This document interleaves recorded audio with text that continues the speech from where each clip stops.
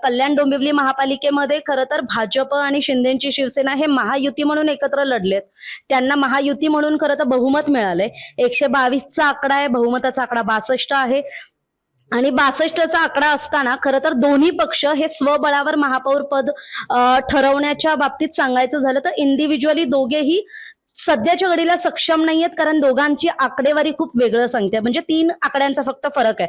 म्हणजे शिंदेच्या शिवसेनेचे 53 नगरसेवक आहेत, भाजपकडे 50चा आकडा आहे. आताच्या घडीची आपल्याकडे आलेली माहिती काय आहे की मनसेनं म्हणजे मनसेचे 5 नगरसेवक कल्याण डोंबिवलीत निवडून आले, ज्यांनी शिंदेच्या शिवसेनेला खरं तर पाठिंबा दाखवलाय आणि पाठिंबा दर्शवलाय. पण त्यामुळे त्यांनी शिंदेच्या शिवसेनेला पाठिंबा देताना त्यांनी कुठेच महायुतीला पाठिंबा सांगितलेला नाहीये.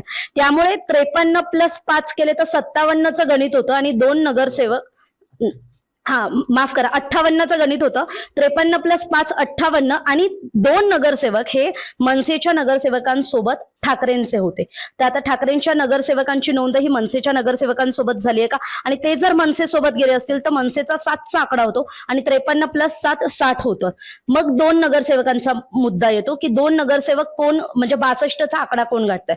पण मग इथे उर्वरित नगरसेवकांचं गणित येतं की जर ठाकरेंच्या 11 पैकी 2 जण मनसेसोबत गेले तर 9 त्यांचे उरतात. काँग्रेसचे 2 येतात, काँग्रेसचे 2 येतात, राष्ट्रवादी काँग्रेस शरदचंद्र पवार पक्षाचा एक होतो. म्हणजे 9, 3, 12 आणि भाजपचे 50 असं मिळून जे गणित झालं तर भाजपचा महापौर बसू शकतो. त्यामुळे खरं तर आता जरी श्रीकांत शिंदेंनी आज माध्यमांशी बोलताना असं म्हटलं असेल, मी जसं मगाशीच म्हटलं की कुठल्याही राजकीय नेत्याने केलेलं वक्तव्य हलक्यात घ्यायचं नसतं किंवा त्याचा खूप अन्वयार्थ निघत असतो. त्यांनी आज खूप सावधपणे हेही म्हटलं की कल्याण डोंबिवलीत फक्त आमचा महापौर बसेल असं नाहीये, तर आम्ही महायुती म्हणून आमचा महापौर असेल किंवा आम्ही भाजपला वाऱ्यावर सोडून आमचा महापौर बसवण्याची खेळी नाहीये. पण असं त्यांची बोली एक आणि कर्तृत्व एक, म्हणजे समोर बोलतायत एक माध्यमांसमोर येऊन, पण पडद्यामागे खेळ्या खूप वेगळ्या चालू आहेत. ठाकरेंचे 4 नगरसेवक हे अजूनही नॉट रिचेबल आहेत. ते कुणाच्या संपर्कात आहेत, ते कुणासोबत चर्चा करतायत. म्हणजे शिंदेच्या शिवसेनेचे आमदार राजेश मोरे जरी म्हटले असतील की आमच्याशी कोणी संपर्क साधलेला नाही, आमचे फक्त 53 नगरसेवक आहेत, पण कल्याण डोंबिवलीची महापालिकेची निवडणूक ही डॉक्टर श्रीकांत शिंदेच्या नेतृत्वात झाली. शिंदेच्या शिवसेनेकडून थेट खासदार निवडणुकीचं नेतृत्व करत होता.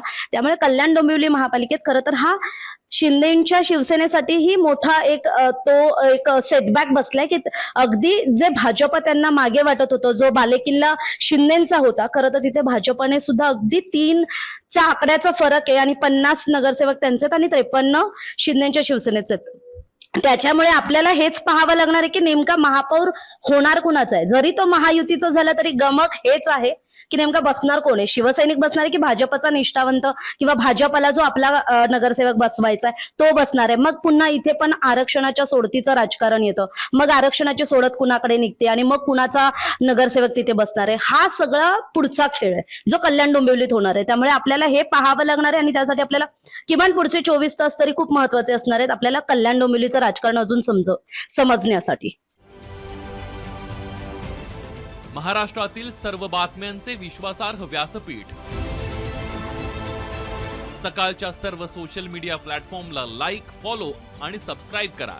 तसंच सर्व नोटिफिकेशनसाठी बेल आयकॉन प्रेस करायला विसरू नका.